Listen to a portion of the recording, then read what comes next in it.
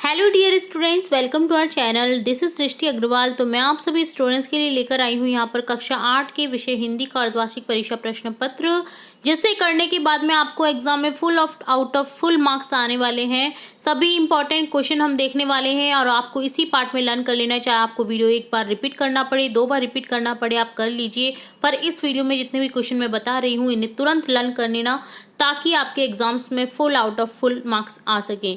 तो स्टार्ट करेंगे first question से। बसंत ऋतु किसकी प्रतीक मानी जाती है? तो आंसर हो जाएगा ऊर्जा, उमंग, उत्साह, उत्सुक, सभी। ऑप्शन द करेक्ट हो जाएगा।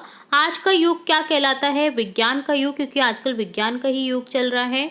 संचार का स्थायी साधन जो कहीं हिलता डुलता नहीं है, यानी टेलीफोन। कौन सा शब्द भाववाचक संख्या का एग्जाम्पल है? देखिए कुशल, यहाँ पर ऑप्शन ग करेक्ट हो जाएगा।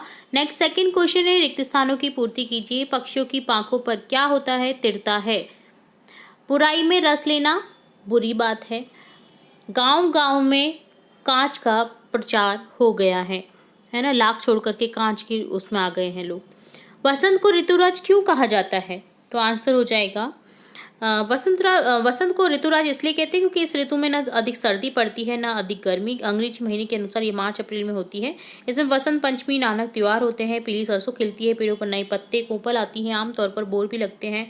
तो मौसम काफ़ी सुहावना हो जाता है और फूल खिल जाते हैं चारों ओर। आम के पेड़ों पर बोर आ जाते हैं, आम के पेड़ों पर आम आ जाते हैं, बेर के पौधों पे बेर, खेतों में सरसों के फूल खिल जाते हैं, कोयल की मधुर कूक आदि सब मिलकर वातावरण को मादक बना देते हैं। इसी कारण से इसे ऋतुराज कहा जाता है।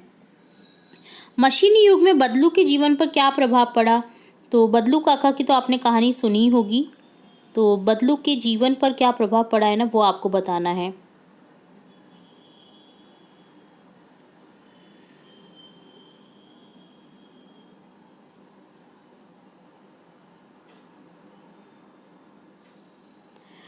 तो बदलू के जीवन में है ना क्या मशीनी युग से बदलाव आया है। तो देखिए तो क्या हो गया कि बदलू के जीवन में एक बदलाव आया, जिससे बदलू ने व्यवसाय को छोड़ दिया। वह बेरोजगार हो गया। काम की कमी के कारण उसका शरीर भी ढल गया। उसके हाथ और माथे पर नसें उभर आई थी और वह बीमार होने लगा था। तो उसकी जो कांच की चूड़ियाँ है ना, वो महिलाओं ने पहननी शुरू कर दी थी। इस कारण से उसकी जो लाख की चूड़ियाँ हैं उसकी पूंछ रह नहीं गई थी। परिणाम स्वरूप उसका पैतृक धंधा बंद हो गया था और धंधे से होने वाली आय समाप्त हो गई थी। तो मशीनी युग से बदलू के जीवन में ये बदलाव आया, तो आपको ये लिखना है, ठीक है। अगला क्वेश्चन है, कवि ने अपने आने को उल्लास जाने को आंसू बनकर बह जाना क्यों कहा? तो इसका आंसर आप देखिए, ठीक है। ये आपका टास्क है। मैंने सभी लगभग चैप्टर हमारे कंप्लीट करा रखे हैं सब्जेक्ट हिंदी के, कक्षा 8 के। तो आप चैप्टर की प्लेलिस्ट में जाकर के आप देख सकते हैं। सभी चैप्टर्स को अच्छे से पढ़िए, लर्न करिए और सभी क्वेश्चन को आपको लर्न कर लेना है।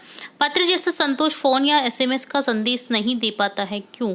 तो यहाँ पर आपको बताना है, क्योंकि पत्र में ना भावनाएं होती हैं, भावनाएं व्यक्त की। आजकल फ़ोन से क्या हो गया है कि भावनाएं बहुत कम रह गई हैं। अगर देखा तो देखा, नहीं देखा कोई देखकर भी अनदेखा कर रहा है ना। तो आजकल भावनाएं नहीं बची हैं। पत्र से एक भावना, जो जो क्वेश्चन पूछा जाता था उसका आंसर वो डेफिनेटली लिखता था, ठीक है। वो उसे इग्नोर नहीं कर पाता था। तो ये भावनाएं थी।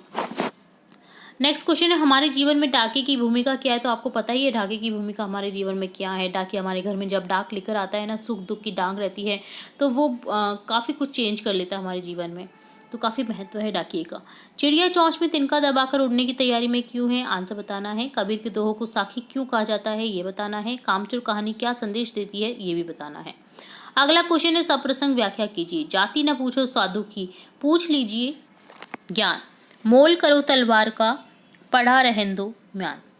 तो जाति ना पूछिए साधु की, तो ये आपको जो है प्रसंग, ये आपको कंप्लीटली व्याख्या करनी है, ठीक है। तो इसका अर्थ पता है क्या होता है कि सज्जन की जाति ना पूछ करके उसके ज्ञान को समझना चाहिए। तलवार का मूल्य होता है ना कि उसकी म्यान का, उससे ढकने वाले खोल का, ठीक है। तलवार का मूल्य होता है, उसको ढकने वाले म्यान का नहीं होता है, ठीक है। जो तलवार जिसमें रखी जाती है ना, उसे म्यान बोला जाता है। तो इसका ये सप्रसंग व्याख्या थी, ठीक है। तो कबीरदास जी के दोहे से लिया गया है ये। तो आपको इस तरह से इसका व्याख्या करना था। नेक्स्ट है, पक्षी और बादलों को भगवान के डाके क्यों कहा है, ये बताना है। सर्वनाम के कितने भेद होते हैं, उनका साधारण परिभाषा लिखी। बहुत बार मैंने ये बता रखा है क्वेश्चन, अगर आप कंटिन्यूसली जुड़े हुए हैं, इसलिए मैं कहती हूँ आपसे कि कंटिन्यूसली जुड़े रहें हमारे चैनल के थ्रू, ताकि आपको जो भी क्वेश्चन देखने को मिले ना एग्जाम में, डेफिनेटली हमारे द्वारा पढ़ाया जा चुका होगा। तो अगर जो बच्चे जुड़े हुए हैं ना हमारे से कंटिन्यू, उनके डेफिनेटली क्वेश्चन जो हैं वो कर रखे होंगे ये वाले। तो देखिए, सर्वनाम के भेद बताने, साधारण परिभाषा बतानी है। नेक्स्ट क्वेश्चन है 14, 5 पर्यायवाची। देखिए, पर्यायवाची की सीरीज भी हम ला चुके हैं, जिससे काफ़ी सारे इंपॉर्टेंट पर्यायवाची देख रखे हैं। देखिए यहाँ पर तो लगभग सभी देख रखे हैं हमने, नव, पानी, वृक्ष, अग्नि, कमल, सभी के देख रखे हैं। ठीक है, तो ये भी आपको देखना है। निम्न के मुहावरे की अर्थ लिखकर वाक्य में प्रयोग कीजिए। लाल पीला होना यानी गुस्सा आना, तातों तले उंगली जमाना यानी आश्चर्यचकित होना कि अरे यार उसने ये कैसा कर दिया है ना, तो इनका वाक्य में भी प्रयोग करना है। अगला क्वेश्चन है, अपने प्रधानाध्यापक को शुल्क मुक्ति हेतु एक प्रार्थना पत्र लिखिए। प्रार्थना पत्र लिखना है शुल्क मुक्ति हेतु, ये भी मैंने हमारे चैनल पर अपलोड कर रखा है, कई बार कर रखा है। ठीक है, तो ये भी आपको बताना है। ठीक है, नेक्स्ट है, निम्न में से एक पर निबंध लिखिए। एक पर निबंध लिखना है आपको। ठीक है, बेटी बचाओ या तो बेटी पढ़ाओ पर लिखना है, या पर्यावरण प्रदूषण, तो ये भी हमारे चैनल के आपको प्लेलिस्ट में मिल जाएगा। लगभग जो यहाँ पर क्वेश्चन आए ना, सभी मैंने करा रखे हैं, किसी न किसी चैप्टर के वे में, किसी न किसी वीडियो के रूप में। पर्यायवाची की आप शब्द सीरीज देख लीजिए, उसमें मिल जाएंगे आपको पर्यायवाची शब्द। मुहावरे के अर्थ देख लीजिए, या निबंध देख लीजिए, या प्रार्थना पत्र देख लीजिए, सभी मैंने करा रखा है। तो आप अगर नहीं जुड़े हैं हमारे चैनल के थ्रू तो अभी जुड़ जाइए, चैनल को सब्सक्राइब कर लीजिए, ताकि आने वाले वीडियोस, जब भी मैं कोई इंपॉर्टेंट वीडियोस लाऊं तो आपको मिल सके। और अभी नहीं तो आप कभी नहीं कर सकते उस चीज़ को, क्योंकि मैं जैसे ही वीडियो लाती हूँ ना, तो अगर आपने सब्सक्राइब कर रखा होता है चैनल, तो आपको नोटिफिकेशन के द्वारा तुरंत से मिल जाएगा वो वीडियो, और आप पढ़ सकते हैं उस वीडियो को तुरंत ही। ठीक है, तो इसी तरह इम्पॉर्टेंट वीडियोज़ और भी देखेंगे हम आपकी कक्षा से रिलेट, और भी जो आपकी कोई क्वेरी रहती है तो आप कमेंट बॉक्स में कमेंट करके पूछ सकते हैं। तो जुड़े रहिए हमारे चैनल के साथ। वीडियो को पूरा देखने के लिए धन्यवाद।